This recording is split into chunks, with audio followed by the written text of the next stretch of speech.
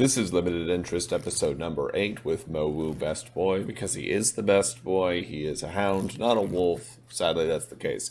This will be my deck profile for what the first event I went to at my current local gaming store. It was a War of the Spark limited booster draft where I took first place, and how I did it was great. I had a lot of fun, and so without further ado, rather than shift to a different camera perspective, I'm just going to get the cards out now and show you what I've got. So the first card is Ugin's Conjurant. So the great thing about Ugin's Conjurant is you pay X and it shows up on that turn as an XX, which is fantastic. Would you pay 4 mana for a 4/4? I would. Would you pay 2 mana for a 2/2? I would. Would you pay 7 mana for a 7/7? I would. And what's important is it actually shows up as a 0/0 that has all of these +1/+1 counters on it. That's very important in War of the Spark. Proliferation's a big threat. Counters are a big threat. And the fact that this trades down, and when it gets pinged, it loses some counters. That's actually not that bad, because it is going to be a head-on curve on average, even without proliferate shenanigans. It's just a good card.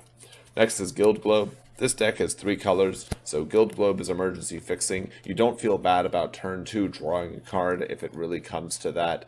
It's just good control. There's not a whole lot of bounce, flicker, or finagling, and I actually, over the course of the tournament, got very fortunate with my draws for land. I never needed to sack the Guild Globe to get mana, but in the event that I did, it was there, and the drawing a card was always very helpful, so I'm glad I put it in. Next is Snarespinner, or a Snarespinner. 1/3 reach, +2/+0 when it blocks. It's a 1 in the green. It doesn't really get that many counters, and there aren't actually that many threatening flyers in War of the Spark. I'm not as deep into War of the Spark as I am M20 and Modern Horizons, but it seems like your biggest threats are things that just get a billion +1/+1 counters that proliferate to infinity, not necessarily things that fly and stomp at you. And the only big target that this ever got was the Simic card. It's a 1/1, I can't remember its name. It flies, it proliferates, puts a counter on itself, and someone misplayed kind of badly and played that, put a counter on itself, attacked, hoped to get damage proliferating. You didn't see. We've all done it. I have a spider that has reach. Destroy that. I'll trade this for that any day of the week. Next is Bond of Flourishing. So Bond of Flourishing, it's playable. I mean, top 3 cards of your library, reveal a permanent from among them, put the rest in your hand, and you gain 3 life. Not bad. In Modern Horizons, I love Ransack the Lab for this very similar search effect, but also because it dumps in the grave. This is kind of a reverse take on that same idea, and how fitting, because look at the people that are involved, look at the colors that are involved. Oh, okay. Bond of Flourishing. Next is Pouncing Lynx. This card invalidates so many 2-drops in War of the Spark that it's gross. It's 2 for a 2/1, but as long as it's your turn, it has first strike. Yeah, that's great. Are you kidding me? There's the Kraul Stinger, the Death Toucher. That's a 2/2. Other Lynxes get shot. There's a bunch of 2 toughness things that don't want to run into this. They just get smacked. You're not getting over a wall of runes, but unlike Moorland Inquisitor from M20, where you have to pay, turn 2, play a 2/2, turn 3, pay 3 to give it first strike, this thing just sits at first strike, and yeah, it has 1 toughness, but so what? Who cares? You put a single counter on this, and you start getting gross, just going in deep, and they have to use removal, and they don't really want to use removal on a thing that's only a 2/1 on their turn, maybe a 3/2. Gideon's Triumph. This is actually an underwhelming card in War of the Spark. You've got so many zombie tokens being made, counters being made, extra copies of tokens being made of all different sorts and types. Amass is a mechanic. Wolves have a sub thing going on here. Bears, squirrel nest. There's just a bunch of things being made, and sacking a creature that attacked or blocked this turn, it's a very swing-wide format. It's not actually that great. I didn't like it too much. I know it's not uncommon. I know it's Sacrifice, which is a great way to get around a bunch of things, but the breadth of people's fields is just too large. I wouldn't run Gideon's Triumph again, personally. You know what I would run 4 of if I could? Battlefield Promotion. Holy hell, Battlefield Promotion is just straight fire. I genuinely think that blue, white, green banned. Proliferate is just the best way to play War of the Spark. I don't even think it's close. Battlefield Promotion is fire. It's amazing. +1/+1 counter. That's already... If this card were 1 mana at a +1/+1 counter, it would actually be almost playable by virtue of the fact that, oh my gosh, it puts a counter that can now be proliferated. Oh, geez. But then it gets first strike until the end of the turn. What? And you gain some life as well. It just does. Like, I'm not a big fan of life gain, but when life gain is tacked onto a thing that gets your guy +1/+1 permanent counter and first strike until end of turn, this is an amazing card. 10th District Legionnaire. Holy, Battlefield Promotion on the 10th District Legionnaire just makes people cry in frustration and shame. So hasty 2/2 is already really good. And then extra +1/+1s whenever it's targeted by things like Battlefield Promotion. Swing with the 2/2. Well, I take it because it's turn 2 and I probably don't have a blocker. Oh, or next turn. Oh, they do have a blocker. It's a Wall of Runes. And it feels kind of gross, but swing the 10th District Legionnaire. Okay, block it. Battlefield Promotion. You used a Battlefield Promotion on this. It's not going to... Oh, yeah, it is. Oh, it's a 4/4 with first strike, and it's going to keep all of those. Oh, no. And now that I have to deal with that, it's crazy. There's a lot of things. Because I have Mowu Best Boy in this deck, there are a lot of things that target, so it's only a natural fit to put in 10th District Legionnaire. One of those targeting cards, Domri's Ambush. This card also goes hard. This card is so good. It, like all of the other best cards in the set, it puts a +1/+1 counter on something on target, so it targets, and then you deal damage equal to its power to creature or planeswalker you don't control. That's really important. If it was just creature, it honestly would be only okay, but because it's creature and planeswalker, that's great. Planeswalkers are a big deal. There are a bunch of planeswalkers you want to remove, and you want to remove fast. You want to remove a Johnny fast. Saheeli fast. If you're going up against someone who's using a Davriel or Ashiok, fast. If they're using Dovin, Hand of Control, fast. You want to get rid of Angrath, because, well, by the time you see Angrath, they're probably doing play Angrath, win the game, but barring that, Angrath, there's a bunch of scary, absolutely monstrous planeswalkers you want to deal with immediately. Domri's Ambush says kill those planeswalkers.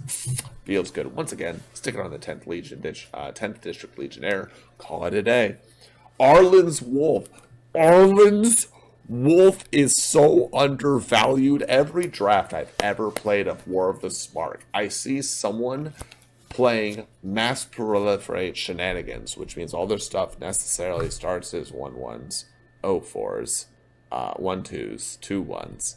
And Arlinn's Wolf has none of it and just gets in there and smashes face. This is actually a win condition against certain decks. I'm not going to go too far into this, but Blue has a card called Kasmina's Transmutation that turns something into, I believe, a 1/1 that loses its other abilities. That is not as great in this set as you'd think, because proliferate shenanigans are great. But Arlinn's Wolf is the reverse. It actually gets better because everyone's like, I'm just going to make a bunch of tiny things that are going to get bigger and then do A, B, and C and just smash the face a little bit. And Arlinn says, no. No, you're not going to. And it's a wolf, which matters. Particularly in this deck. Band together. What? I target my guys, which triggers Best Boy and 10th District Legionnaire, and they just deal their power to a target. They don't fight the target, they just do their power to the target. Okay, it's removal. Removal is good. This is a bomb. Devouring Hellion is a bomb. I mean, I'm not making massive go-wide boards, but I think every deck that can do something properly is doing some version of get wider than they would in other formats, because in War of the Spark, it's very hard to imagine someone playing a super grindy control game in War of the Spark, although I have seen those decks, more power to them, but I think they require more setup. Devouring Hellion just says, yeah, all of those 1/1s and 2/2s that you just couldn't quite get there with, even the 3/3s, you just don't feel like it. Yeah, how about you sack like 4 of them and still have 6 creatures on the board plus this Devouring Hellion, and he gets 2 +1/+1 counters. What? You could wait, what? He starts as a 2/2 for 3, And you could play him in any board state. It's turn 10 or it's turn 15. The board is locked up. And I've got a bunch of chumpy dudes that aren't really going to get there. Sack 5. Devouring Hellion. I hope you haven't answered. The dude's a 12-12 right now.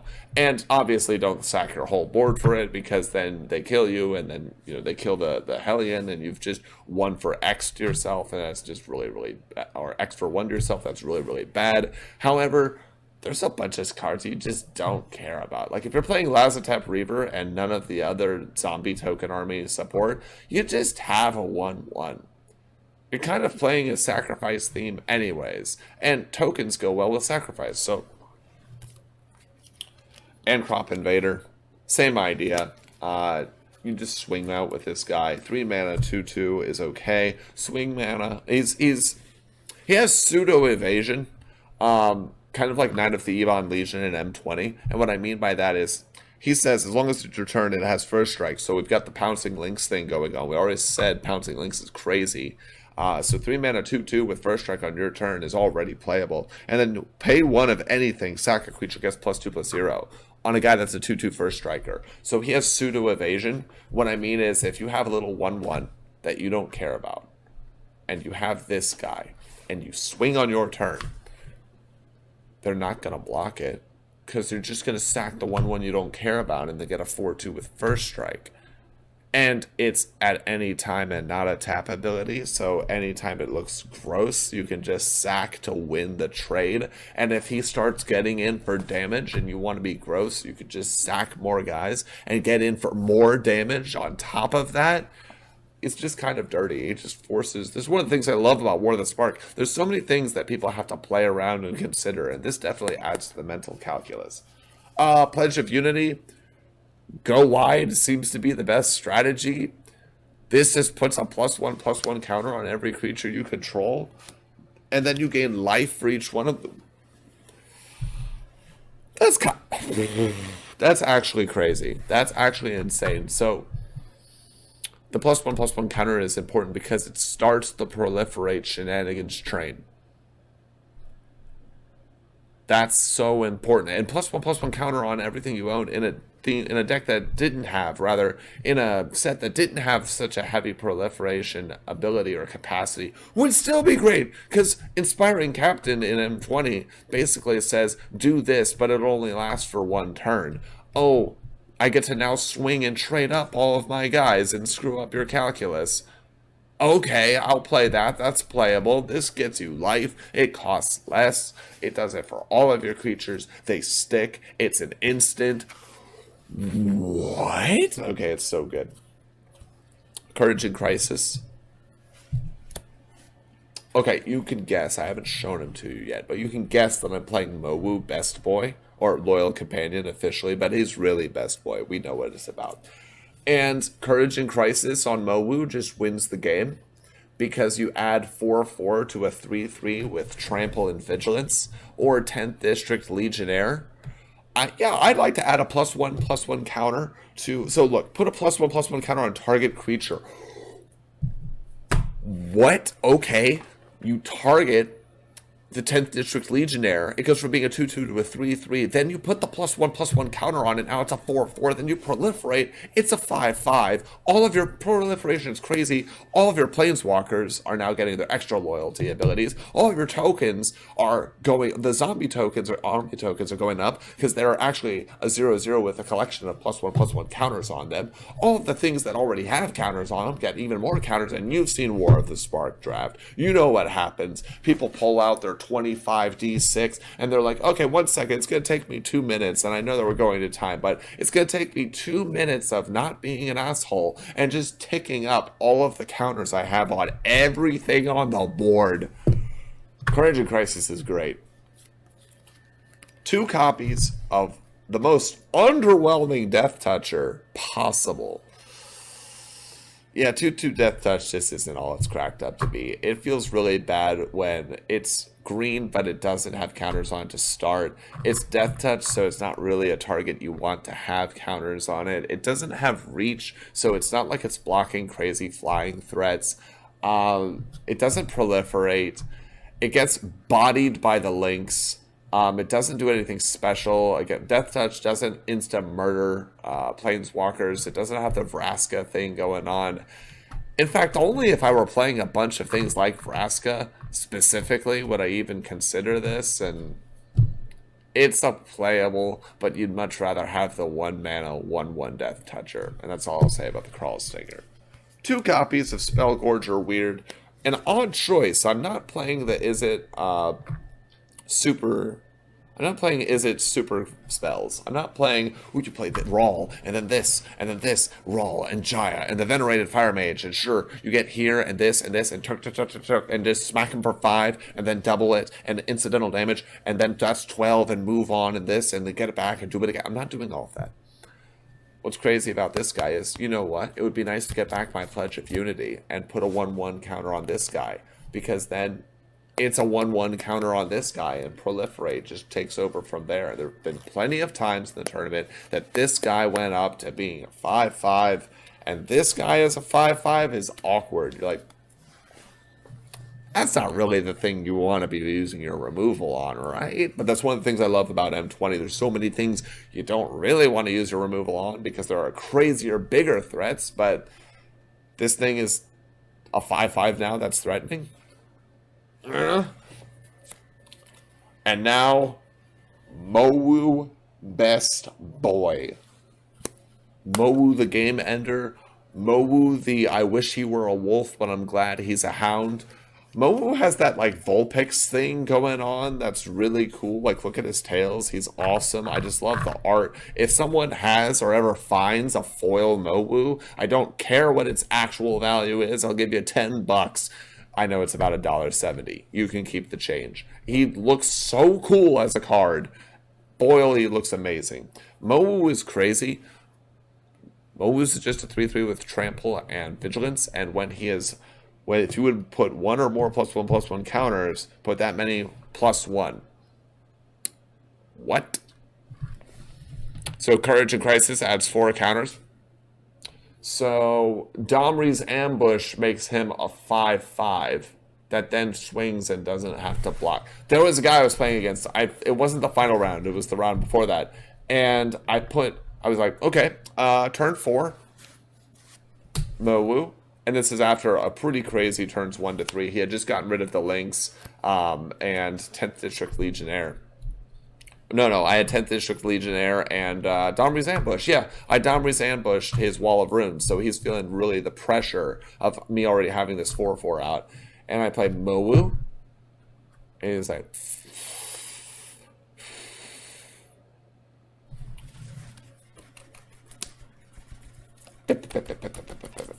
you know what it's like. It's like, okay. And then he tries to kill it, and I Courage and Crisis it and smack him for 7. He doesn't get the removal, and he scoops immediately. Game 5 scoop, because 7/7 Trample Vigilance is absurd. Like, he had, I think, Dovin Hand of Control, or, no, I think he had Jaya. It's something like that. He had a Planeswalker, and some little derpy defender. And I was like, target the Planeswalker. His guy had 2 toughness, whatever it was, and it wasn't the Death Stinger, and the Planeswalker had 5. He's like, okay, declare blocks. I'm like, okay. Damage. Both that and the Planeswalker die. What? Yeah, Mowu has Trample. Scoops immediately, because he just wrecked his whole board, and my guy has Vigilance. And it's a 7/7 that on target just gets crazier. Mowu really is the best boy. There's no debating it. Bloom Hulk, 4 mana, 4/4, ETB Proliferate. Done. That's it. That's all I want out of this Bloom Hulk, is for me to just play him and then he proliferates. The saddest experience I had in the whole tournament was that I had played this and there was nothing to proliferate. We're going to need a new emote for Feels Bad Man, because that is a badness that generates real sadness in the world when you try to ETB proliferate and there's nothing to proliferate. Ravnica At War, you see my facial expression? Yeah, exile all multicolored permanents. I have a few multicolored permanents. It's It's a card. It's not as crazy as you would like it to be. It's not as awful as you would like it to be when you pass it. It's just, it's a little less than solid. It's concerning to be in that kind of spot, actually. Enough of that. Tolsimir, friend to Bant. Oh, I'm sorry. Tolsimir, friend to Wolves. Although he is a friend to Bant. And Banter. So, 5 mana in my colors for a 3-3 that makes a 3-3 that fights. Yes, please? It makes 3-3s? Well, it only makes 3-3s whenever he enters the battlefield, and whenever a wolf enters, they fight and they gain life. No one cares. It's amazing. Also, I have Arlinn's wolf. It's amazing. You know what turn 5 this into my next card looks like? The end of the game. And I managed to get the token for the... Actually, let me see if I can find the token. The token for Tolsimir, friend to wolves, is awesome. For Voya, friend to elves, the legendary green-white wolf. This token is awesome. Take a look at that. You see that? Yeah. I wish they made foil tokens for this.